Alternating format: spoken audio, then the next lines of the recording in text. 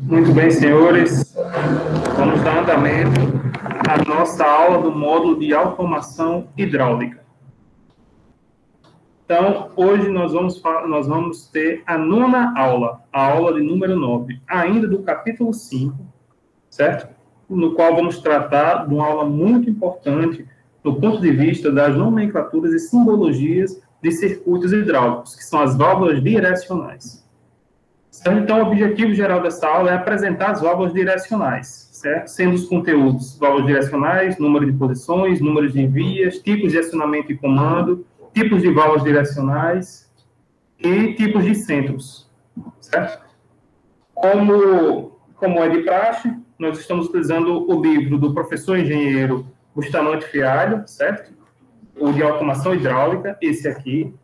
E nós ainda estamos no capítulo 5, certo? Capítulo 5. Então, vamos lá. A válvula de controle direcional, para o conhecimento perfeito de uma válvula direcional, deve-se levar em conta os seguintes dados. Primeiro, a posição inicial, depois o número de posições, o número de vias, o tipo de acionamento, ou seja, o comando, o tipo de retorno e a sua vazão. Certo? Primeiramente, o número de posições. É a quantidade de manobras distintas que uma válvula direcional pode executar ou permanecer sob a ação de seu acionamento. As válvulas direcionais são sempre representadas por um retângulo. Então, essa é a representação de uma posição. Um quadrado desse representa uma posição. Esse retângulo é dividido em quadrados. O número de quadrados representado na simbologia é igual ao número de posições da válvula, representando a quantidade de movimentos que executa através de acionamentos. Então, quando eu tenho 2 quadrados nesse retângulo, eu tenho 2 posições. Se eu tenho 3 quadrados nesse retângulo, eu tenho 3 posições.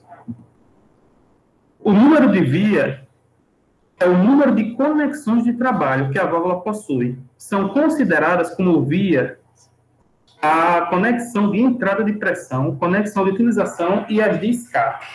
Para fácil compreensão do número de vias de uma válvula de controle direcional, podemos também considerar que nós temos essa via aqui que representa passagem, certo? Então, ela tem 2 vias. Por quê? Porque ela tem uma via no início da seta e outra via no fim da seta, o que representa a passagem do fluido hidráulico.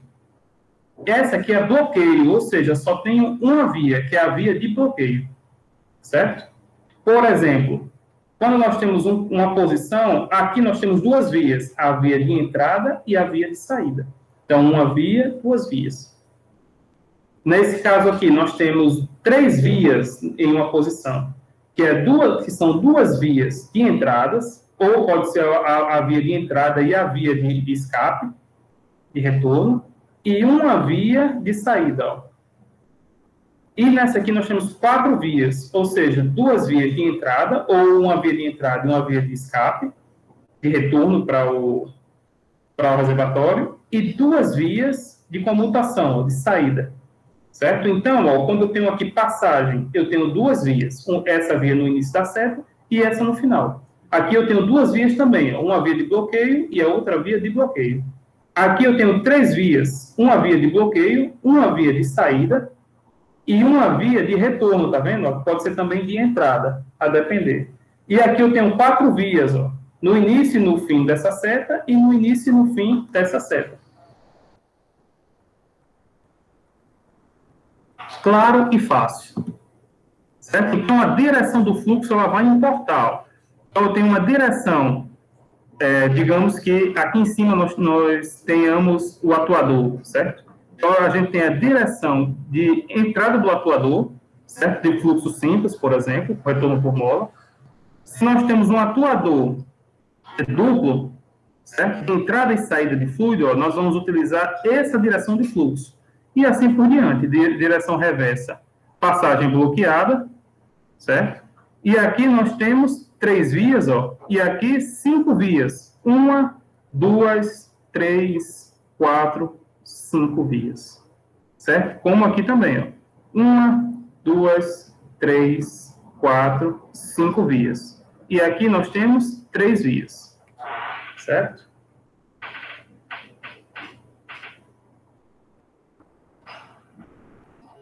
O número de vias. Uma regra prática para a determinação do número de vias consiste em separar um dos quadrados, posição, e verificar quantas vezes os símbolos internos tocam os lados do quadrado, obtendo-se assim um número de orifícios em correspondência ao número de vias. Preferencialmente, os pontos de conexão deverão ser contados no quadro de posição inicial. Por exemplo, eu vou isolar esse quadrado aqui. Então, esse quadrado, essa posição, eu vou contar o número de vias que tem. Então, 1, 2. Então, ela é 2 vias e 2 posições. Ou seja, 2-2 vias. Certo? Esse caso também, ó, vou isolar esse quadrado aqui. Tem 1, 2, 3 vias. Então, ele é 2 vias. Certo? Nesse caso, ele é normalmente fechado. E nesse caso, ele é normalmente fechado também. Certo? Então, nós temos aqui 2 vias, normalmente fechado, 3 vias, normalmente fechado, 2 vias, normalmente aberto. Ó, você vê que ele está no seu ponto de inércia, na região aberta, e 2 vias, normalmente aberta. NA significa normalmente aberta, NF, normalmente fechada. E aí nós temos alguns dados que é necessário a gente saber. Por exemplo, o 1 representa alimentação, certo? O 2, saída, assim como o 4 também significa saída. O 5 e o 3 podem ser escape, exaustão ou também alimentação. Então, nós temos aqui 5, 1, 3 de entrada, 4 e 2 de saída. Certo? O 14 e o 12 representam os elementos de comando que vai comandar essa válvula. Nesse caso aqui, ela está sendo pilotada, certo? Nesse caso. Então, é importante que vocês reconheçam isso, do qual o que está acionado é o 12. O 12, ela está inicialmente acionada, certo? Então, do 14, se acionar esse quadradinho aqui, ele passa a ficar no lugar desse outro quadrado. Ou seja, ele é uma 2 vias, com acionamento duplo pilotado.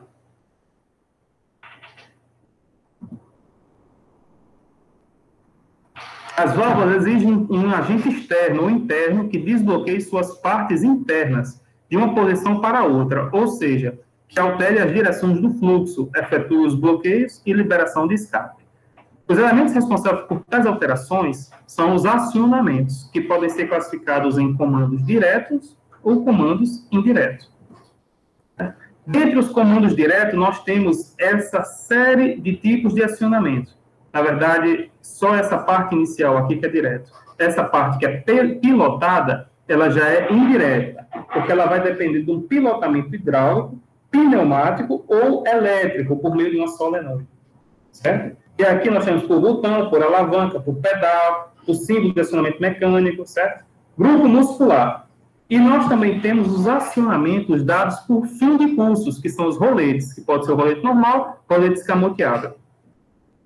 Certo? Que são os acionamentos mecânicos, que a gente chama. E aí, um deles é esse acionamento aqui, ó, por meio desse rolete. Certo? E o retorno é por mola, tá vendo? Então, nós temos 2 vias, certo? Normalmente fechado, com acionamento por rolete e retorno por mola. Nesse caso aqui, ele tem o acionamento por um cone, retorno por mola, e ele é uma 2 vias.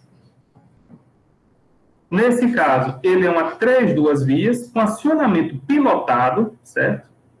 Com retorno por mola, normalmente fechado. Nesse caso aqui, ele tem um acionamento por solenoide e retorno por mola, normalmente fechado, 2 vias. Então, é importantíssimo que vocês tenham o pleno domínio dessa aula de hoje, certo? Porque a aula de hoje é uma das mais importantes para que a gente tenha um entendimento dos circuitos pneumáticos e hidráulicos. Nós temos aqui o acionamento indireto por solenoide, com retorno por mola de uma 3-2 vias, normalmente fechado. E nesse caso aqui, esse caso é bem interessante. Por quê? Porque nós temos um retorno indireto a partir da pressão da alimentação.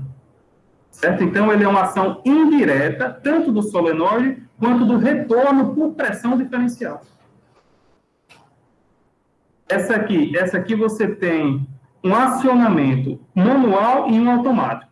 O automático indireto é o solenoide e o manual eu utilizo essa botoeira, sendo que essa botoeira ela é travante, certo? Esse chanfrozinho representa que ela é travante, certo?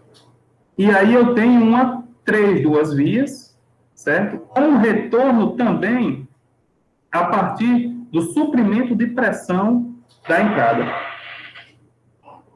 Nesse caso, eu tenho aqui o acionamento por suprimento da pressão hidráulica, utilizando aqui um controlador de vazão, certo? Que a gente estudou na aula passada, pilotado hidraulicamente ou pneumaticamente, com retorno por mola, normalmente fechado, 3-2 vias, válvula de bloqueio. Essa é uma 5-2 vias, certo? Duplamente pilotada, tanto no acionamento quanto no retorno, por ação pneumática ou hidráulica, nesse caso hidráulica. Aqui nós temos uma 5-3 vias, certo? Com ação de tanto de retorno quanto de acionamento, pilotado com retorno por mola, das duas, certo? Lembrando que aqui nós temos um centro fechado, ó. Então ela é normalmente fechada. Nós trabalhamos com um centro fechado. E aí os tipos de centro, né?